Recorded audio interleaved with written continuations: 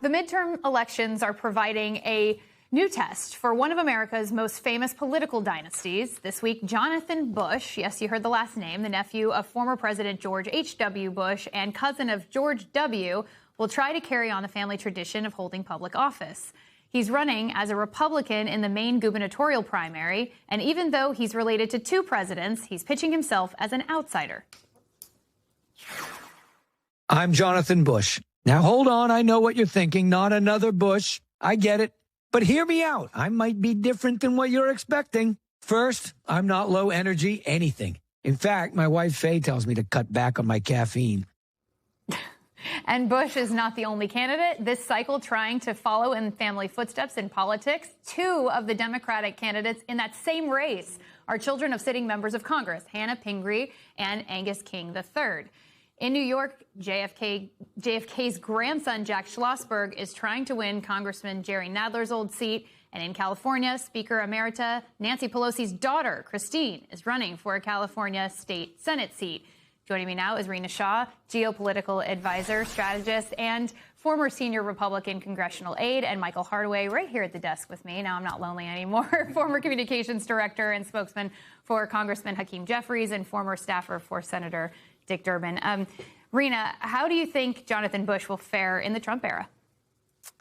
Well, the last name Bush certainly has some currency with it. But I think in this era, what people outside of Texas want to know is, how is this person going to make my life better? Not are they like their relative, not are they somebody I want to have a beer with, not are they somebody that's even super well educated.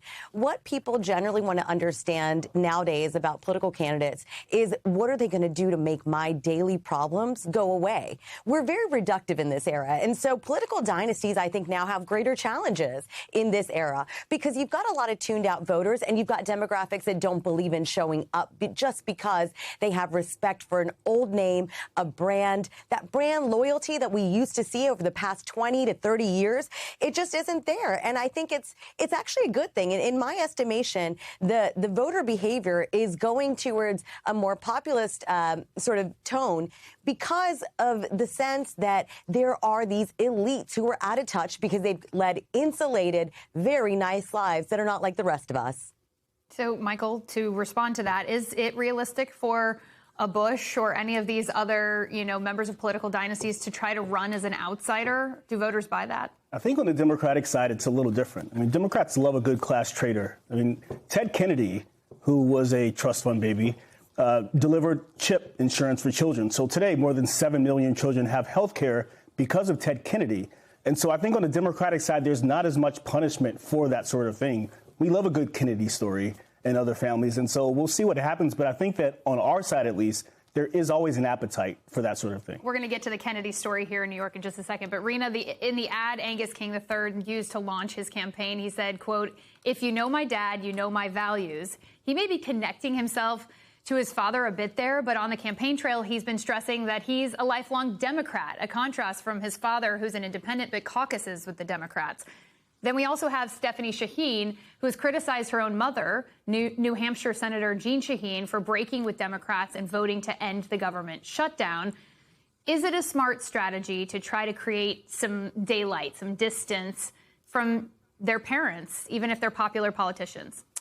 Yeah, absolutely. Because look, the mode we're in now, again, close to midterms, is that there has to be a focus on kitchen table realities. And what are those exactly? Those are economy, security, family, not nostalgia or viral fame. So evoking the name of a famous parent, a parent that maybe even has these centrist vibes that have mass appeal, really is a risk. So I think creating that bit of delta is always a good thing. And that is what a child is always afraid of, right? Is that label of Nepo baby, for example, or being seen as just like the parent. That delta needs to be created again so that the talk can be all solutions and less about that political dynasty, because we are in the era of political dynasty fatigue. I cannot overemphasize that, particularly on the Republican side. So on the Democratic side here in New York, Michael, you have Jack Schlossberg, who is the grandson of JFK, and he was pressed by the New Yorker about his law degree, but not using the law degree, how much his legal education has actually been utilized here. He said, I understand that content creation is a new profession and that for a lot of people, it's not synonymous with a quote unquote real job.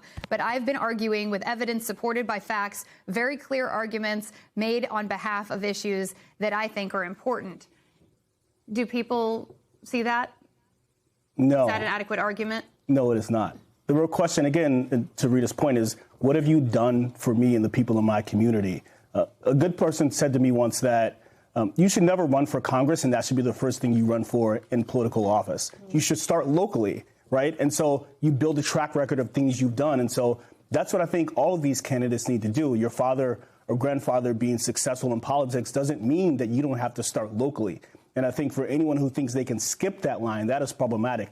And look at our successful politicians in New York City.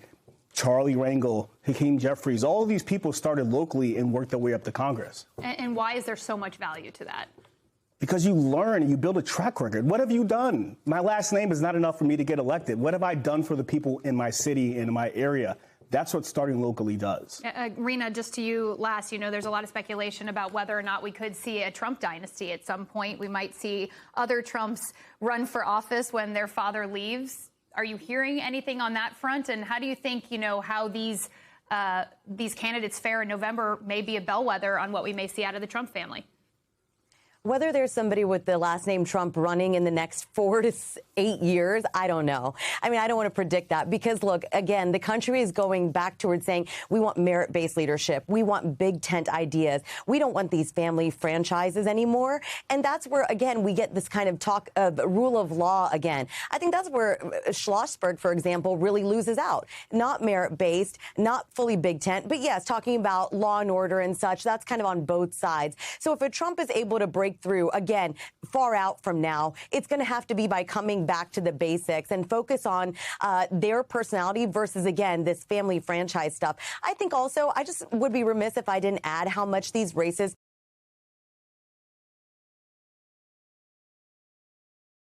doers over inheritors. America thrives on earned success, not on royal blood.